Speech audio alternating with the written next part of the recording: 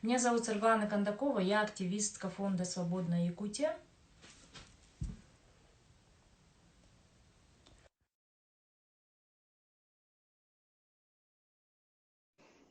Эргун, отправьте, пожалуйста, запрос. Посвящен переезду в Казахстан.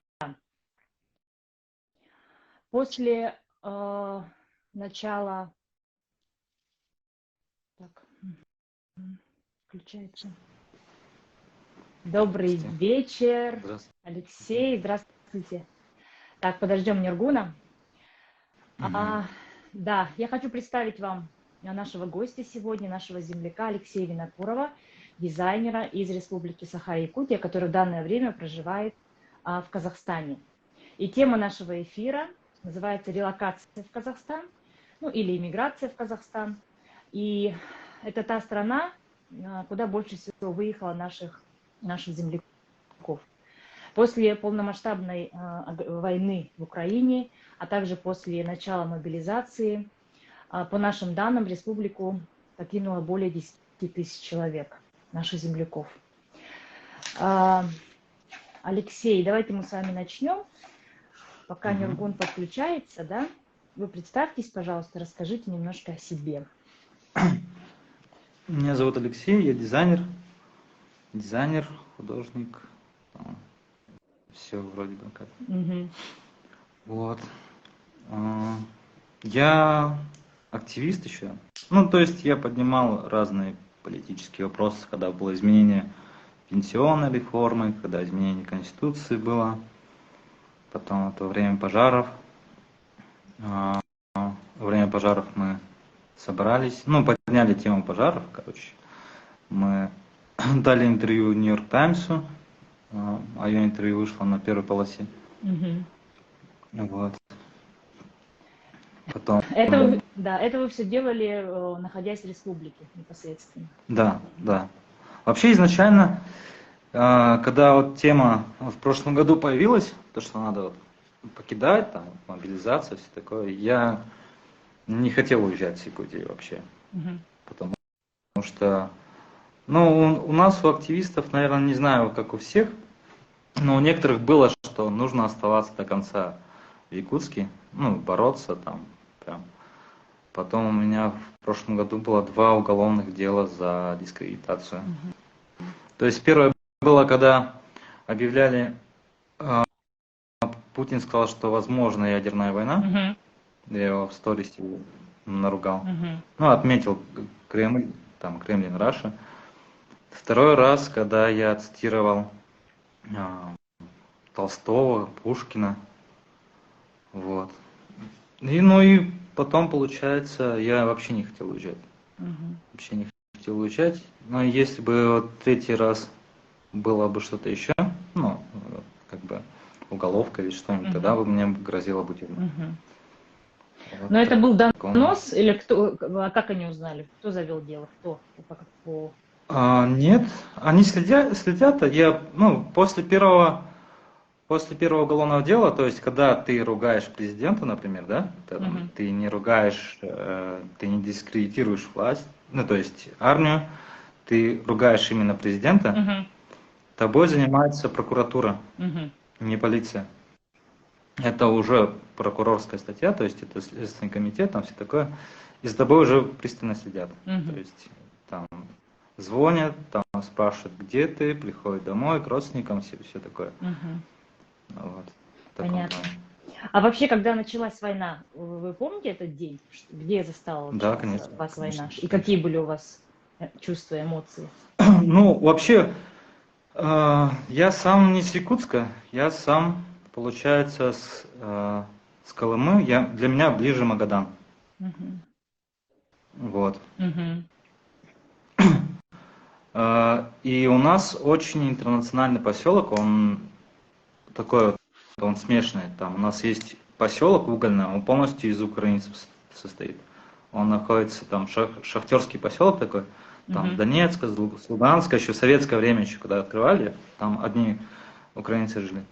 Получается, у нас в Зырянке, у нас есть часть района, которая полностью русская, есть через 4 километра Верхнеколымск, полностью якутский, есть Орлах, Это моя бабушка с дедушкой открыли во время войны этот поселок, там открыли школу, садик, там, вот, полностью якутский поселок.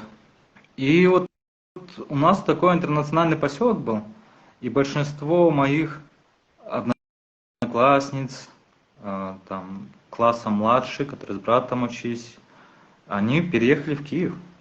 И я узнал про войну через сторисы Полины, через сторисы Жени, ну, это своих одноклассников. Из первых рук.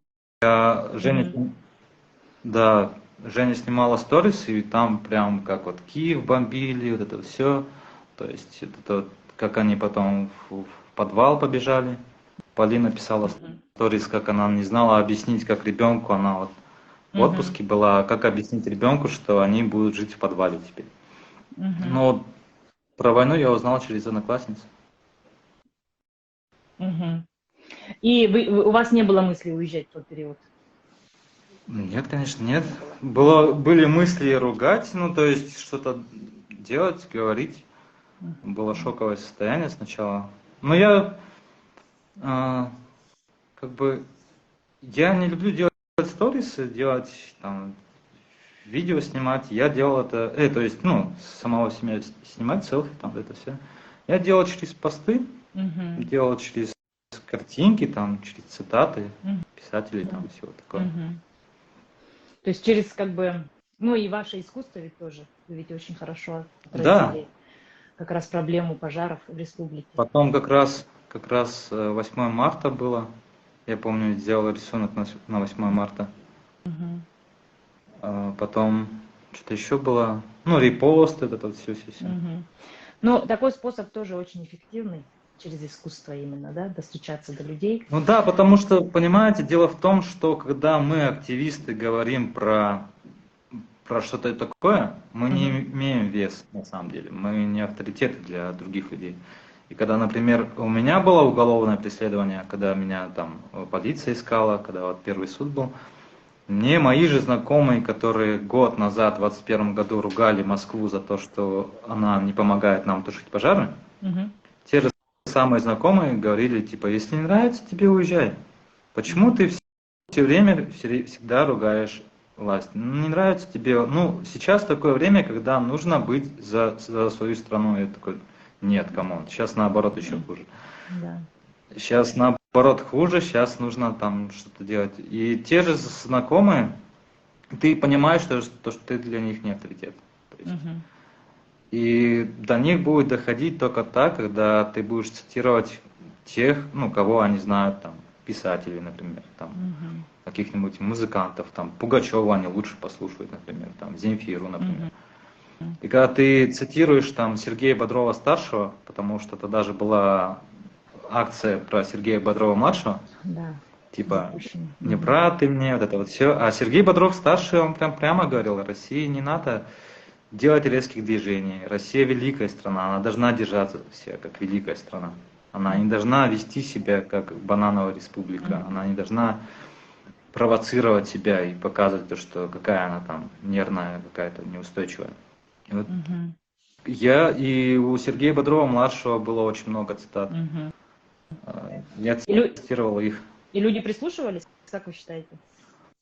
Ну да, когда люди стали везде показывать брат 1, брат 2, и когда ты показываешь то, что Сергей Бодров совсем не такой человек был, как его показывает пропаганда, и его отец, когда ты изучаешь биографию отца, там у него, оказывается, и якутские корни есть, потому что, ну, Сергей Бодров старший, он такой, он видно, что он азиат, и он к азиатским республикам, у него бурятские корни, якутские корни.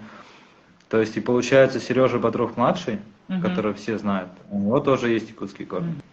И когда ты транслируешь так, что вот есть символ, который пропагандирует Москва, а его отец азиат, и который снимает фильм «Монгол», который показывает про азиатские культуры, до людей доходит. Да, это точно. Главное не останавливаться, да? Расскажите немножко. Но нет, сейчас не знаю, сейчас такой момент, когда не то чтобы не останавливаться, сейчас люди на самом деле немножко, они они устали сейчас. Сейчас я знаю, что волонтеры устали, активисты устали, люди сами устали. Потом, что сейчас еще происходит? У людей появилось такое ощущение, что мы, активисты, указываем, как им жить. Мы говорим, как будто мы говорим одно и то же. То есть у нас похожие мысли, и когда несколько активистов говорят одно и то же, проецируют одну и ту же вещь, люди не понимают, как им быть, потому что люди сейчас заложников. То есть у них кредиты, семьи, у них моральные принципы, у них свои какие-то принципы. И когда мы им говорим, как им жить, сейчас же еще такая тенденция, то есть сейчас вот это вот успех, да, там, вести себя нормально, твое предназначение в жизни, да, то есть все про себя, то есть про именно самого себя. А когда кто-то со стороны тебе говорит, как ему жить, он хочет абстрагироваться от этого человека, потому что этот человек транслирует негатив. Какая бы правда ни была, она все равно такая, она жестокая, немножко негативная. И люди нас начинают меньше прислушиваться. Мне кажется, мы сейчас должны показать людям, что, например, Казахстан, Алматы, это не стереотипный вот советский город, это современный, очень зеленый, продвинутый, очень крутой город. Здесь есть свое якутское комьюнити, здесь ребята делают СФ. Они здесь живут полгода, они здесь взяли своими силами делать большой, грандиозный СФ. Люди, когда будут знать, что сюда они приедут и их тут встретят, они с радостью сюда приедут. То есть нужно транслировать что-то такое, что, и мне кажется, до людей дойдет только в том случае, когда пожар начнется. Когда начнется прям что-то страшное, что их прижмет. Но уже самое страшное случилось, разве нет? Мобилизация, война. Ну да, но мобилизация идет, но сейчас же такая политика, что мобилизация идет тихо уже. То есть и люди успокоились. То есть то же самое, вот только недавно была грязь в Якутске. Люди про это говорили, сейчас забыли, все высохло, и все. Ну и Григорьев теперь хороший, и все остальное хорошее. К нам подключился Нургун. Добрый вечер, Нургун, как дела? Привет. Добрый вечер всем. Привет, Хорошо слышно, да. Да, единственное, у меня, возможно, видно, будет неполадки со звуком. Возможно. С интернетом, да? Да. Ну, пока что слышно нормально, да. К нам подключился Нургун, активист Саха, который тоже проживает в Казахстане. И тема наша сегодняшняя, тема эфира сегодня – это релокация в Казахстан. И вот как раз мы с Алексеем обсуждали о том, как о войне, о начале, да, войны. Где застала вас война, Нургун? Какие у вас были мысли? На тот момент я был в Якутске. Вообще, когда все это еще просто происходит, да, долго дальше, когда все начали вытягивать войска на тот момент. Как сказать? Ну, на тот момент все журналисты, активисты, все ведь успокаивали, что это игра силой, что они просто запугивают, но все равно было какое-то внутреннее понимание, что как бы начнется какое-то безумие, начнется вот это вот как бы какие-то активные действия.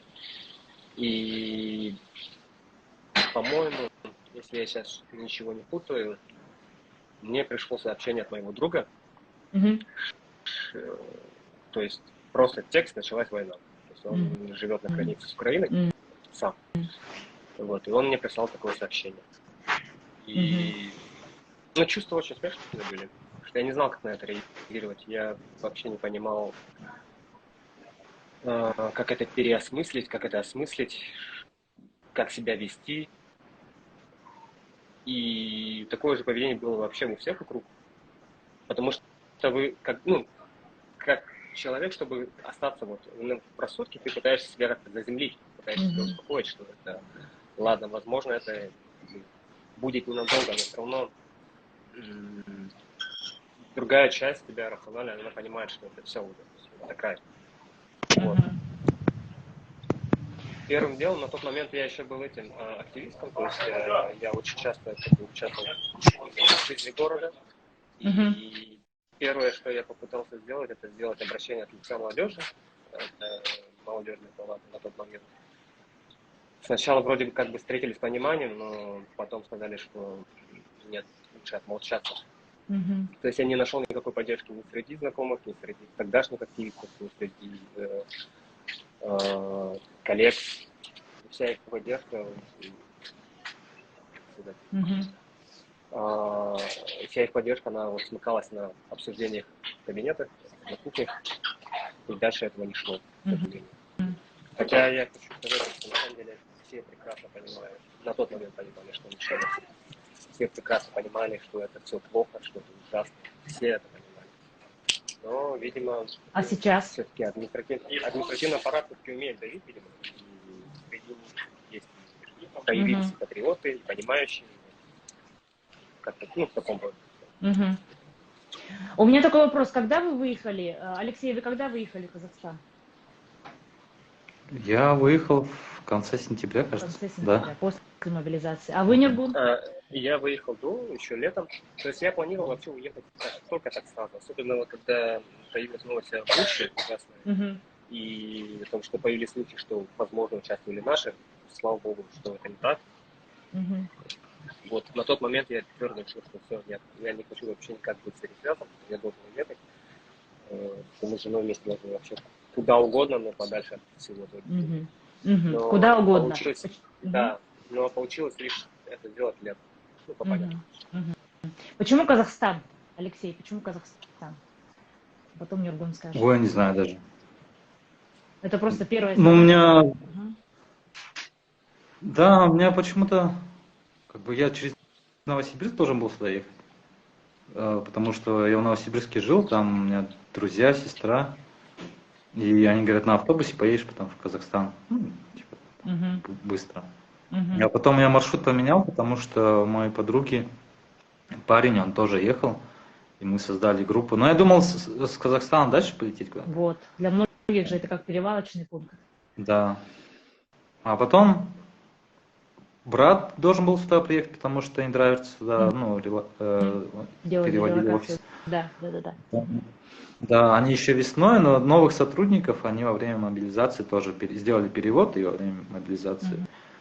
Вот, и получается мы остановились в Петропавловске, потом Астана, а потом сюда в Алмату приехали. А сейчас есть желание куда-то дальше ехать, или вы решили остаться в Казахстане? Нет, здесь прикольно. Ну, надо сначала встать на ноги здесь, потому что все равно проблема финансов, проблема там, ну, документов. Нужно здесь сначала обосноваться, а потом дальше. Здесь был прикольный момент, когда я приехал в Алматы сюда, все равно у тех, с кем я сюда ехал, там Кристина, Артур, Ваня, у них было где у кого остановиться. У меня не было, как бы, не было здесь знакомых вообще, потому что когда ты приезжаешь, здесь есть все равно было какое-то комьюнити якутское, но оно было не такое масштабное, как сейчас. И девочки, прям огромная им благодарность, они сделали в группе, вот была казахский Саха, вот группа в Телеграме же есть, они там везде писали, что можно у них остановиться. Я приехал сюда ночью, уже темно было, и ребята здесь из Якутска тоже были. Они как раз, оказывается, до этого тоже ночевали, а потом поехали, сняли уже отдельную квартиру. И такие вот моменты маленькие, которые, когда ты теряешься, когда ты приезжаешь в новый город, ты все равно не знаешь, но такие моменты, когда тебя земляки вообще незнакомые поддерживают, это очень круто, на самом деле. Да. Сейчас, если что-то случится в Якутске, вот по примеру девочек, я готов принять ребят тоже.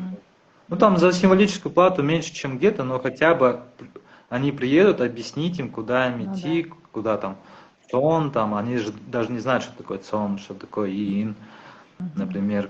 Переночуют, вещи оставят, пойдут документы сделать, пойдут там еще что-то, потом найдут спокойное место, там, с сайтами разберутся, потому что установка сайтов, там, как там, крыша КЗ, там, установить новые, там, на Яндекс поменять, потому что все же привыкли пользоваться индрайвером, а здесь больше Яндекс работает. Ну, элементарно время, вот, чтобы... Да. Ага, спасибо. А Нургул, почему Казахстан? И надолго ли вы там? Ну, я лично, да, надолго. Ну, я так надеюсь. Вообще, мне Казахстан, он, ну, как бы, я бывал здесь, в Алматы, конкретно бывал уже в 2019 году. Звук. Мгм. Я приезжал, да, я уже здесь был, я здесь отдыхал. И вот в тот момент я подумал, что неплохо было бы пожить в Казахстане. Вообще, у меня было такое одно из мест, наверное, желание побывать, посетить, пожить там на всех тюркских странах, республиках. Тюркских. Мгм. Нюргун, что-то со звуком, да? Да, сейчас Алексей, слышите вы звук? Нюргун, может быть, Очень плохо слышно. наушник снять наоборот? Отключить наушники, может быть. Очень глухой звук. да, А сейчас, вот так лучше. Ну, вот сейчас, Так да, лучше. вот. да. Мгм. Вот, я хотел посетить все тюркские страны, и в Казахстане я уже бывал до этого, поэтому как-то особо не было сомнений, что, наверное, я поеду сюда. Мгм. Потому что как бы, Мгм. с Алматы, с городом я уже знакомился. И культурно, и культурой, и языком очень близкий для меня народ, поэтому то есть для меня это было абсолютно очевидно. А вы начали говорить на казахском языке? Или язык Я общения сейчас, там русский? Мгм. нет, казахский. Надо иметь в виду, что все-таки Мгм. подучить хотя бы элементарные приветствия необходимо. А я сейчас в процессе обучения казахского, но я какой-то диалог сейчас в состоянии поддержать. Мгм. Все равно есть какой-то языковой барьер, когда сложно перебороть себя, потому что язык все-таки знакомый. Но, тем не менее, я продолжаю учиться и надеюсь освоить его полностью. Мгм. А здесь меня научили очень прикольной фразе. Какой? Когда ты говоришь по-казахски, что ты не казах. Мен казах Это важно. емеспин. Мгм. Да, и важно, когда ты говоришь на казахском, ну, потому что мы все равно похожи, нас путают.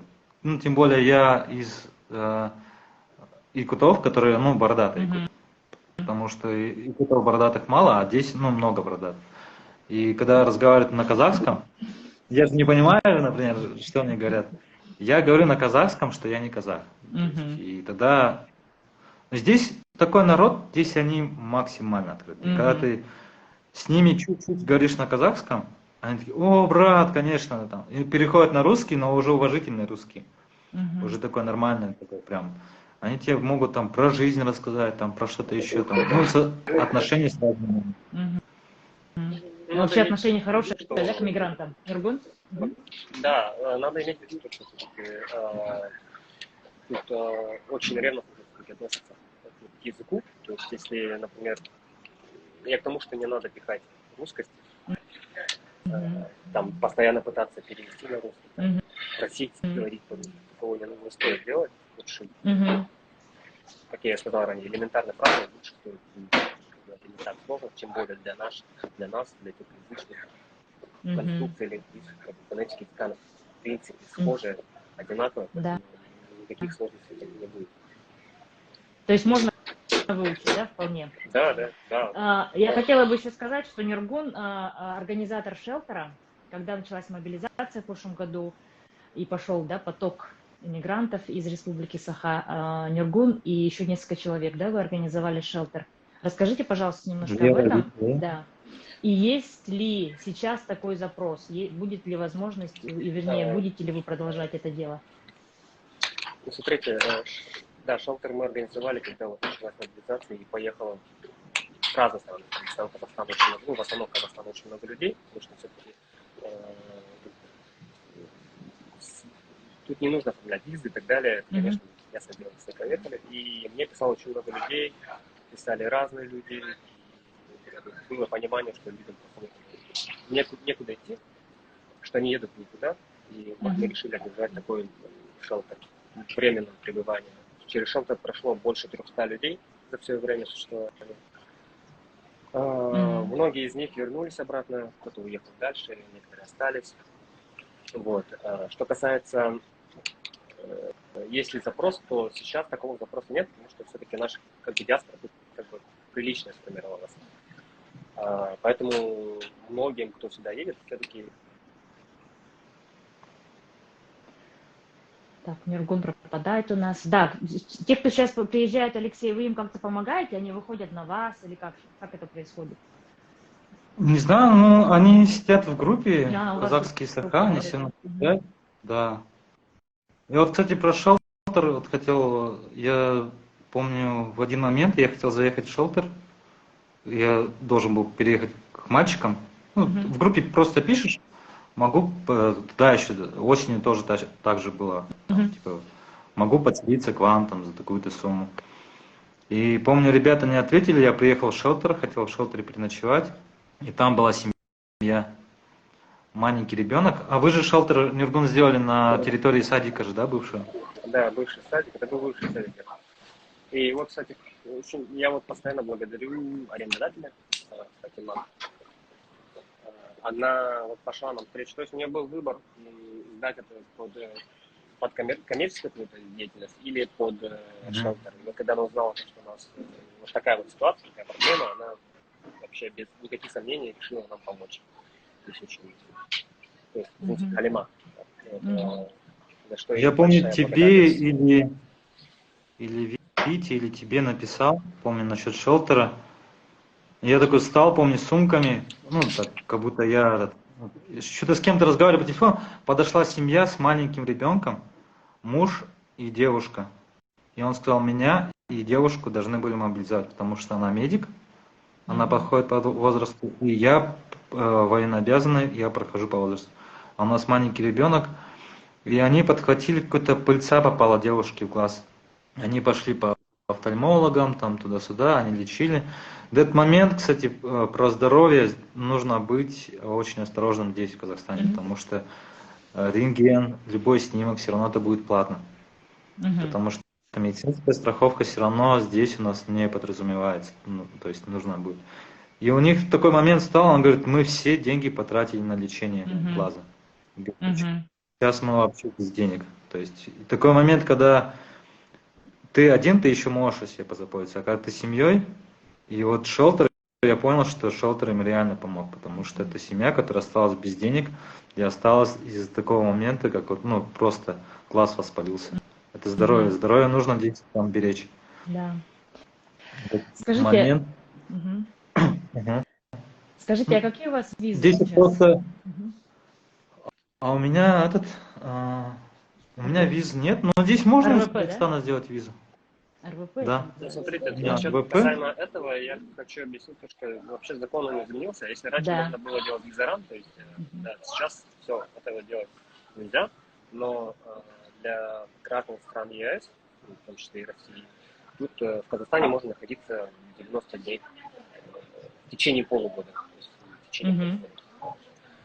И лучше, если у тех, кто хочет приехать сюда, лучше иметь загранпаспорт, потому что это облегчит, наверное, процентов 70 всех трудностей. Любой загранпаспорт, 5-летний, 10-летний, да, неважно. 5-летний, неважно. Да, главное, да, чтобы он был, потому что без загранпаспорта очень сложно в том плане, что нельзя открыть счет в некоторых местах. Карточку нельзя купить, да, сим-карту, нельзя получить тот же РВП очень сложно без загранпаспорта. Поэтому имейте в виду, те, кто хочет поехать, лучше сделать лишним, это точно не. Да, Алексей. Сейчас те, которые в Якутске, которые думают, например, да, которые вот сейчас планируют, все равно же есть ребята, которые планируют. Очень много таких. Нужно прямо сейчас подавать заявки на загранпаспорт, если там срок истекает, или там его нет. Ну, вот как вот Нюргун сказал, симку можно открыть, но вот банковскую карту нельзя будет, потому что все банки уже не делают с такими паспортами. Тут банк Каспи, и вот когда банк Каспи появляется, приложение Каспи, прям сразу удобно. Здесь в Каспи все есть. Можно продукты домой заказывать, там все. А без него, ну, трудно все равно.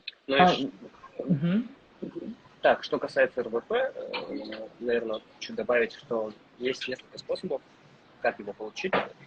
Первое, трудоустроиться, что очевидно, в местной компании. Второе, это открыть свое ТО, это как наш ООО, то есть начать как вести какой-то бизнес и начать платить налоги в Республику Казахстан. И третий способ, это вот, он такой, это называется, по-моему, соединение семьи. То есть в Казахстане действует политика не разъединения семьи. То есть если кто-то из членов семьи устраивает на местную работу, то есть на работу в местную компанию, то это же РВП автоматически распространяется и на членов семьи. на жены, на мужей, и так далее. Есть вот 3 легальных способа, как это сделать. 3 самых простых легальных. А вообще жизнь дорогая в Казахстане? Вот сколько нужно на одного взрослого человека в месяц? Ну, осенью было дороже. То есть осенью как было? Продукты осенью были дешевле, потому что был курс большой, там около 8 было. Сейчас курс упал на 5,3, и продукты сравнялись. Ну, то есть один в один. Есть даже некоторые позиции, которые дороже. Овощи здесь намного дешевле, чем в Якутске. Прям можно овощи вообще спокойно покупать. Фрукты тоже прям дешевые. Яблоки тут, ну, это яблочный город. Здесь А яблоки везде растут. качество местное там, да, все? Качество хорошее. Но вот с непривычки может быть такое, что мясо может не понравиться. Ну, вот именно говядина, потому что якутская говядина все равно почему-то отличается. Она более жирнее, более такая насыщенная. С рыбой тут, ну, как бы чира, омуля, карася тут точно нет. То есть будете просто скучать. Строганины, да? Кто-то привозит, можно у своих покупать, кто-то все равно привозит. А Новый жилье? год привозили. Жилье дешевле стало жилье? Жилье стало дешевле по сравнению с осенью, прям намного дешевле. Но все равно с нынешним курсом как будто бы, ну, как в Якутске как бы. Ну да, мы сильно Даже все чуть повязаны с поэтому Да? я имею в виду. И как бы жилье, оно очевидно, оно подорожало из-за например, мигрантов, ну, релокантов, не знаю, как вы предпочитаете называться.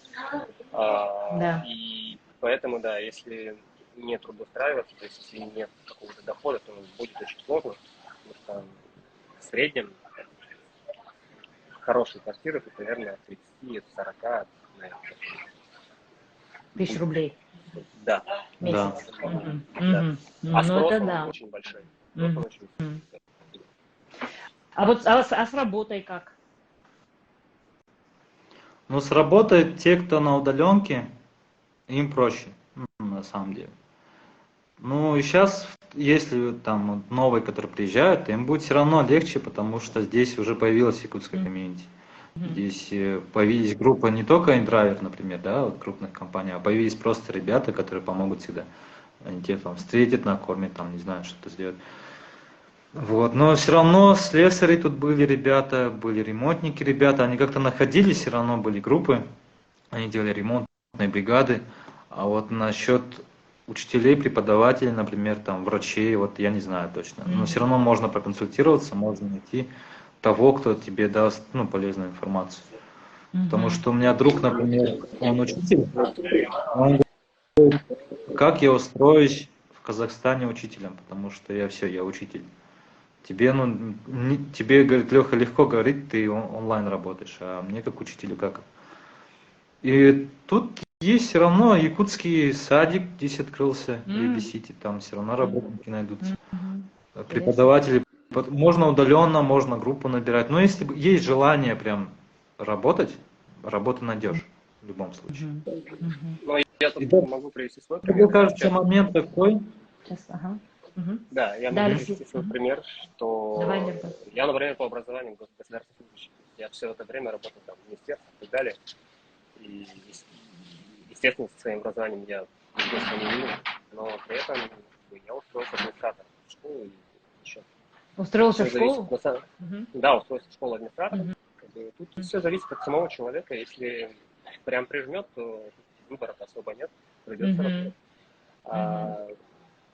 Что касается того, что если вы грамотный специалист, если у вас опыт большой, то работу найти несложно. Как я сказал, что зависит от человека к человеку. Да.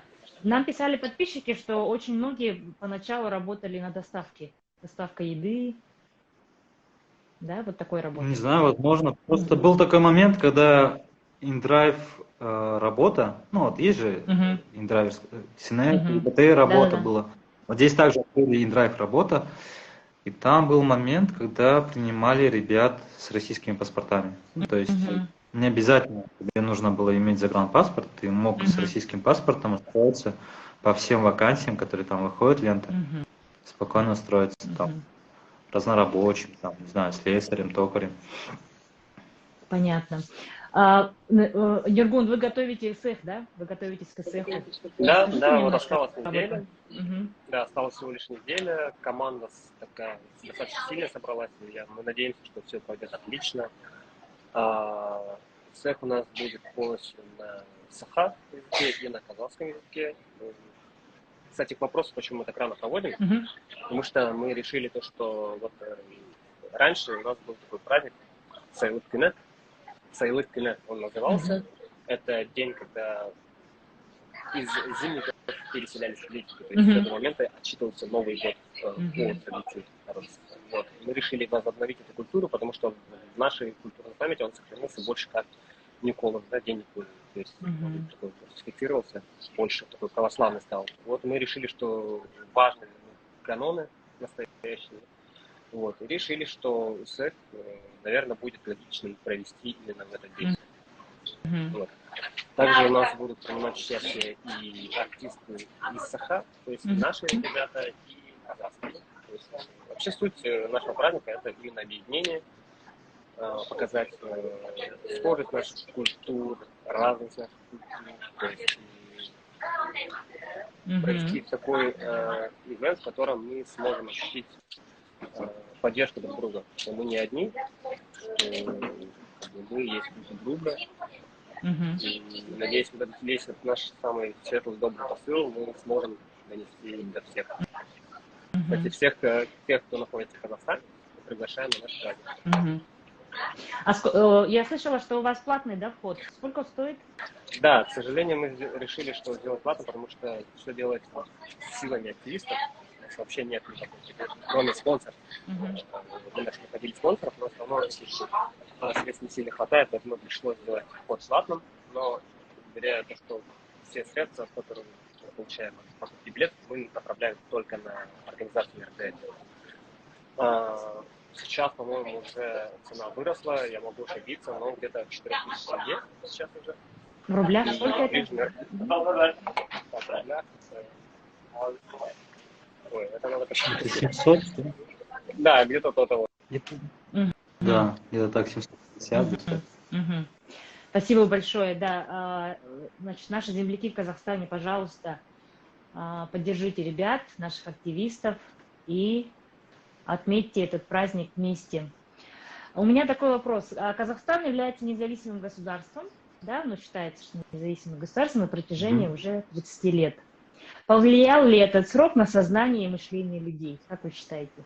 Вот со Да, стороны, конечно. если... Здесь, Мгм. здесь, здесь такие два момента получаются. Назарбаевский период, ну, прям прослеживается, и жена Казахстан, люди прямо, у них самосознание поднялось. Мгм. То есть, когда они понимают, что Назарбаевский период – это период диктатуры, жена Казахстана, именно в самосознании у людей, у них прям появился такой, прям очень крутой. Здесь, потому что здесь был бы момент, когда улицы назывались по-другому. Сейчас улицы все назвали названиями вот казахстанских героев, а потом героев войны, исторических личностей. Мгм. И некоторые, например, улицу Назарбаева наоборот перестали называть Назарбаева. Мгм. Ее называют Фурманова Мгм. по старому названию. Мгм. И когда ты говоришь Назарбаева вот сейчас, ты как бы тебя могут даже сказать, типа, не называй так, называй Фурманова. Мгм. Раньше это Фурманова было. Мгм.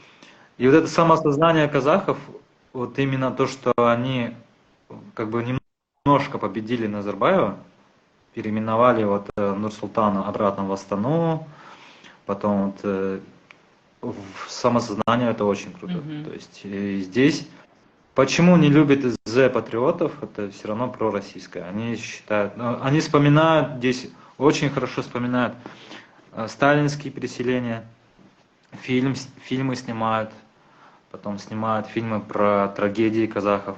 То есть, ну это очень круто в плане того что люди вспоминают моменты, которые советская власть хотела удалить. Мгм. Хотела вот стереть, вот как будто бы все, этого не было. А это сейчас вспоминается. И это очень круто. Мгм. Мы знаем, что население Казахстана участвует в протестных акциях, да, постоянно. Ну, здесь не совсем протестная акция, здесь есть митинги, например. А, Митинг, например, против домашнего насилия. Митинг за права женщин был вот недавно. Потом буквально на днях был митинг за жестокое обращение к животным. То есть нам со стороны, здесь есть все равно некоторые казахи, которые говорят, что это для формальности нам разрешают, а большие митинги нам не разрешают. Но нам со стороны, те, которые нам даже одиночный пикет нельзя сделать. Да. Это выглядит очень круто. Да. Потому что во время пожаров одиночный пикет нельзя делать, а здесь прям права женщин, домашнее насилие. Это и люди высказываются, рисуют плакаты дома. Это очень круто, на самом деле. Для нас это еще пока что из области фантастики. Мы не можем себе представить это. Да. Нургун, вы участвуете в акциях протестных в Казахстане? Нет, и что касается Казахстана, я являюсь самим казахом. Все-таки здесь чужой. Поэтому я думаю, но казахстанцы, они умеют отставить свое право. Мы это видели не раз, мы это наблюдали, и нам у них есть чему учиться. И что касаемо вот именно процесса самого деколониального вот этого всего процесса, они, я со стороны наблюдатель смотрю то, что у них этот процесс только идет. Он идет, и идет достаточно так болезненно, но он все еще идет. И глядя на это, я понимаю, что нам только предстоит скоро, я не знаю, через какое время, но нам предстоит пройти такой же путь. И я думаю, наблюдая за всем этим, многим стоит поучиться, как уметь отставить свои права, уметь отставить свою культуру и так далее. Но сказать, что они полностью вот прошли этот процесс, нельзя, потому что он вот в стадии находится сейчас. Да. Но мы еще даже не начали, в общем-то. Нам только мы даже не близко к этому. Мы даже не близко к этому. Хотя, в принципе, это... Ну, на самом деле, на самом деле в Якутске, ну, вообще в Якутии все понимают. Все понимают, просто все понимают, когда вот я говорил, что мы как будто учим людей, да, как им жить. Они говорят, да мы же понимаем, мы же все понимаем, а что нам делать? Ну, дай нам инструкцию, как нам, что делать, подскажи, как что делать, а не просто, ну, говори очевидные вещи. Такой, да. Да. Но если будет свобода, мне кажется, наш народ станет. И здесь, кстати, вот здесь по Казахстану, здесь есть такой момент, когда слышат, у нас же все равно русские имена. И когда слышат русское имя, думают, что все, ну, Россия, то есть, потому что нас мало, ну, в Якутии нас совсем мало. И когда мы рассказываем потом про якутскую культуру, мы такие, вау, а мы думали, что прям все русское. Раз у вас имена русские, значит и все русское. И когда мы рассказываем про культуру, про праздники, про ВТСХ, например, да, про как у нас животные отдельно выглядят, там свои, там у нас строение домов, например, свое другое, например, да, там хатон, балаган, да, мы же все это помним. И некоторые удивляются. Ну и был еще момент осенью. Осенью был момент, когда русских ругали не из-за того, что, ну, как бы, а была такая не агрессивная критика, а просто бытовая. Типа, а чё вы у себя не сразу убежали, а мы бы здесь, в Казахстане, вышли бы на митинг, а вы даже не этот. И это относилось ко всем русским, но это не плохо, это на самом деле, это показывает, что Казахстан чувствует силу, потому что они смогли, ну и говорят про это. Они вот, когда им что-то не нравится, они об этом высказывают, и это хорошо. И когда они говорят нам, например, не нужно на это реагировать, просто ты, как активист, рассказываешь свою точку зрения, ты рассказываешь, что, камон, Якутия совсем далеко, может, это идет претензии, можно адресовать там москвичам с Петербурга, но не нам точно. И когда рассказываешь, что у нас творится, например, какие у нас активисты, прям респект. И когда они прям такие, вау, оказывается, есть у вас ребята, которые борются, которые там что-то делают. Это хорошо на самом деле, потому что мы должны показывать, что у нас есть активисты, но мы все равно боремся. Тихо, нас глушат информационно, но мы все равно боремся. Мы должны понимать еще то, что все люди понимают, и сейчас нужно писать, вот как вот у вас же было же в фонде, пишите, как переехать в такую-то, такую-то страну. Какие сейчас нужно делать действия, например, там сейчас Мы готовим подготавливать гайд. загранпаспорт. Мы готовим гайд Да. сейчас. Мгм. Ну, такие элементарные, там, загранпаспорт уже сразу сейчас делать. Мгм. Потому что когда летом начнутся пожары и начнут люди ныть, ой-ой-ой, все опомнятся, то у Мгм. них наступит момент, когда они захотят переехать. Мгм. Да, наступит такой момент действительно, потому что пожар это какая-то отдельная, совершенно больная тема, которая влияет сильно и на здоровье, и на ну, эмоциональный, да, фон человека. Давайте, у нас осталось немножко время, дорогие подписчики, если у вас есть вопросы, задавайте их сейчас, потому что через 15 минут мы заканчиваем наш эфир. Давайте мы сейчас подумаем, ну как не подумаем, а как бы представим небольшой такой сценарий, да, позитивный сценарий. Что ждет, какой бы вы хотели видеть республику Нюргун? Какой она может стать? Ну, смотрите, я об этом думаю постоянно, но все-таки я расскажу свое. Если у каждого жителя республики спросить вообще, расспросить про образ республики, вот независимо от любых факторов, просто какой бы вы хотели видеть. Каждый, я знаю, что каждый скажет, отдельная свободная страна. И вот это понимание того, что у нас может получиться, что мы можем так жить, оно есть у каждого. Попроси ребенка нарисовать республику будущего, он нарисует свободную страну. Свободную страну, да. Да, это, конечно же, я не хочу навязывать, навешивать свои образы других людей, но я все-таки мечтаю увидеть республику независимой. Это не значит, что да, это не означает, что нужно отвоевывать обязательно. Нет, как бы есть и другие инструменты. Но в первую очередь, конечно же, мы должны достичь как самодостаточность, как нация, как народ. И вот у казахов есть чего поучиться. Они самодостаточны. Они не ждут мнения там, какой-то другой страны или старшего брата. Нам необходимо изъявляться об этом комплексе.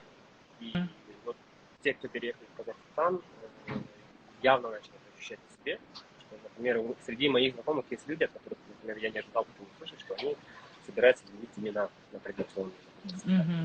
И даже таких людей стало больше. Как бы, многие стали больше говорить на своем родном языке. Вот через такие маленькие шажочки мы вот должны расти в первую очередь самодостаточность как нация. Да. И тогда, когда мы обретем эту силу, уже будет видно, какой мы путь выберем самостоятельно, не опираясь на кого-то еще. Спасибо большое, Нюргун. Алексей, какие мысли у вас? Ну, я эти мысли поднимал, как-то озвучивал. И когда мы говорим, например, что мы хотим стать независимой, ну, это мечты, это реально мечта, это утопия. Но если так посмотреть, это... Если посмотреть европейские страны, у Александра Копцева тоже это было. Я помню, вспоминал тоже до этого, и потом у нее увидел. В Исландии, например, население намного меньше, чем у нас. Да. Это независимая страна. Лихтенштейн, Люксембург – это независимая страна. Норвегия, там, не знаю, там еще кто-то. У них климат такой же, как у нас. У них ресурсов меньше, чем у нас. Но это независимые со своими правилами страны. То есть мы тоже можем стать таким, но мы понимаем, что Россия это немножко такой злой, агрессивный. И просто так, вот как мы хотим, например, просто мы же видим, что другие страны независимы. И мы тоже так же захотим. У нас население небольшое, но у нас ресурсов своих хватит себя прокормить. Стать независимым у нас хватит. Но мы понимаем, что это будет пример, когда Дагестан, потом Бурятия, Тува все захотят, и Россия просто так не будет отпускать всех. И нужно вот это вот в реальность посмотреть, какая Россия, ну какой Кремль на самом деле. И вот вспомнить опыт Чеченской войны и найти альтернативный выход, как можно сделать так, чтобы мы стали независимыми, но с учетом того, что... Ну, мы же должны понимать, что в Якутии тоже есть провластные структуры. Да. В Якутии есть те, которые верят Кремлю и верят, что мы только под Москвой можем жить. до всех это не дойдет. Ну, то есть мы должны какой-то найти альтернативный путь, свой путь независимости, бескровный, чтобы все поняли, вся нация поняла, все в Якутии поняли, провластные структуры все поняли. И чтобы это было максимально бескровно. Да. Тогда, Согласна. м, Нет, тогда мы будет прям не хотим, конечно, крови, да, но сейчас ведь речь встает о... Сейчас многие республики заговорили о свободе, о суверенитетах да. своих собственных, да, и, может быть, действительно настанет то время, когда с единым таким порывом, да, вот республики просто начнут обретать свой суверенитет. А мы, в свою очередь, работаем над тем, чтобы распространять правду, бороться с дезинформацией, бороться с пропагандой, менять мышление людей, поднимать их самосознание, гордость за себя. Мы не хотим, чтобы наши люди сами считали себя жертвами, да, вот от этого нужно избавляться. Поэтому... Я вспомнил момент один, ой, извините, Да, ничего не перебью. говори. Вспомнил момент, когда были пожары, приехали, помню, из России оппозиционные журналисты, ну, такие независимые медиа. И они спросили, вот вы же понимаете, что пожары это все равно идет с Москвы. Ну, то есть законы делаются в Москве. Пожары это следствие этих законов. То есть если бы у вас были бы законы немножко другие, да, если бы вы сами ездили бы ну, там. И был такой вопрос, не хотите ли вы отсоединиться от России? Прям был вопрос от московского журналиста.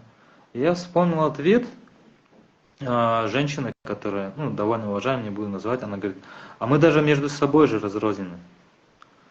Мы до сих пор делимся на улусы, на районы.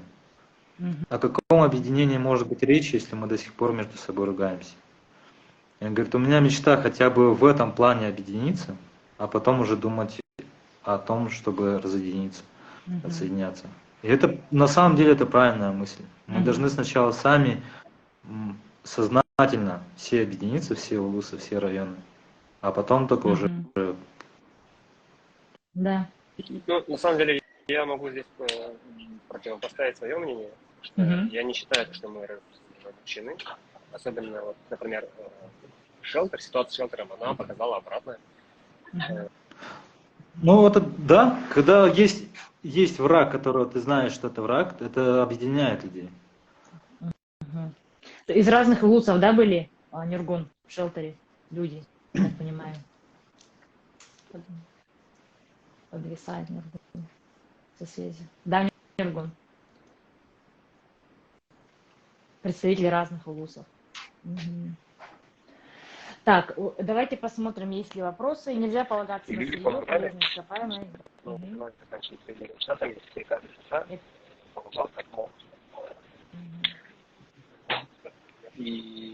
Нюргун, очень плохая связь. Ага.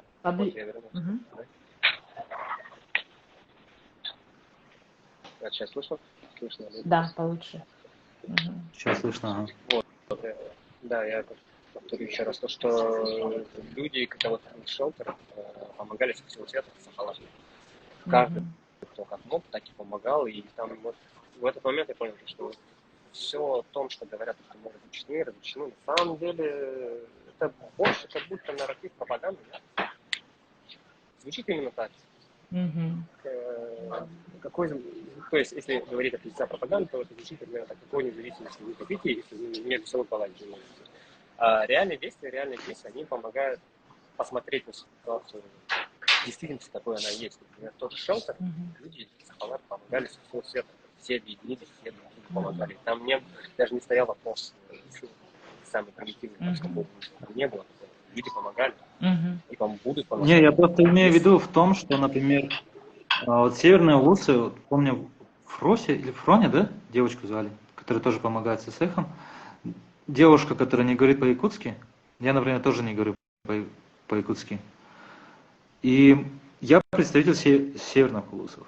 А есть же еще про север центральные улусы мало что знают. Как живет север, чем живет север, мы не знаем даже в Якутии. И когда подкаст, я помню, меня хотели позвать на подкаст и сказать, чем север якутский отличается от центральных улусов, я говорю, давай. Ну, Потому что, чтобы узнать друг друга лучше, мы должны рассказывать друг другу Да, лучше. Мы совершенно должны верно. хотя бы в Якутии, внутри Якутии узнавать, что есть Момский улус с оленями. Мы не должны тыкать на венов, там, ой, вена оленеводы, потому что есть у нас такое. Вена оленевода очень крутые на самом деле. И узнавать, Мы поднимали да, эту тему тоже, да, у нас в фонде. мало кто знает в Центральной Якутии, кто такие икагиры, например. А икагиры есть северные, есть и тундровые. Да, да. Даже про это мало кто знает у нас на севере. А мы с ними живем прям Будем, рядышком совсем. будем писать об этом, да, продолжать писать об этом больше, знакомить друг друга Да, с друг другом, да, наши да, национальности, да. народы. Да, совершенно. Я поддерживаю, потому что я сама с Алайховского области. Да, я тоже юкагирка, у меня есть юкагирская кровь. Поэтому это очень-очень важный момент. У нас остается 4 минуты. Вопросов не было, но были пожелания всевозможные, да, например, ну и какие-то мнения. Буряты тоже разделены, начинают делить на западных, восточных, агинских. Но это как раз это как раз колонизация, это проблема колонизации, то, что делал с нами Кремль, вернее, Московия, да, они разделяли нас, народы. Нельзя полагаться только на сырье, есть декларация интеллектуального банкротства, ага, полагаться на сырье, на полезные ископаемые, да, нужно переходить на другие альтернативные, да, способы. Сейчас может повториться время, схожее с распадом СССР, и надо быть готовыми, пишут наши подписчики. Правильно изучайте 30-летний опыт независимости Казахстана, нам предстоит такой же путь. Все-таки самая близкая ментально и культурно страна, надо избежать диктатуры. Так, здесь что? Крокодайских что-то пенсионеров. Да, спасибо вам большое, Алексей и Нюргун, за то, что вы согласились к нам выйти с нами в эфир. Продолжайте впитывать дух свободы, который есть в Казахстане, да, учитесь у наших братьев, знакомьте их с нашей культурой, в свою очередь. И я думаю, что мы с вами еще встретимся в эфирах. Есть какие-то последние слова, ну не последние, вернее, а финальное слово, Алексей? Угу. На самом деле, спасибо, что меня пригласили. Угу. Я вообще, для меня это было такое, как глоток свежего воздуха, когда ты можешь высказаться. Да. Потому что когда ты высказываешься для только своей аудитории, тебя все равно таки так знают, тебя читают, даже предсказуемо знают, о чем ты будешь говорить. Но когда происходит беседа, я вас первый раз вижу, с Нюргоном, вот так вот мы не разговаривали никогда, не поднимали тему, больше на бытовые вопросы. И когда мы находим, например, спорные точки или точки соприкосновения, это очень круто на самом деле. Да. И когда вот 1000 люди, например, пишут. Мы сохраним эфир. Спасибо. Да, мы сохраним эфир. Нюргун?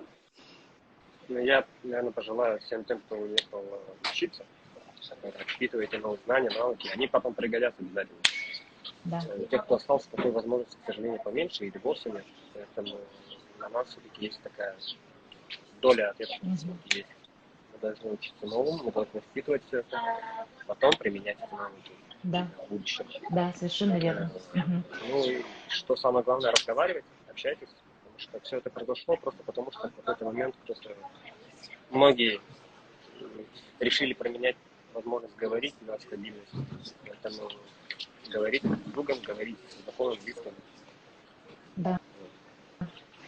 Очень, очень классное пожелание.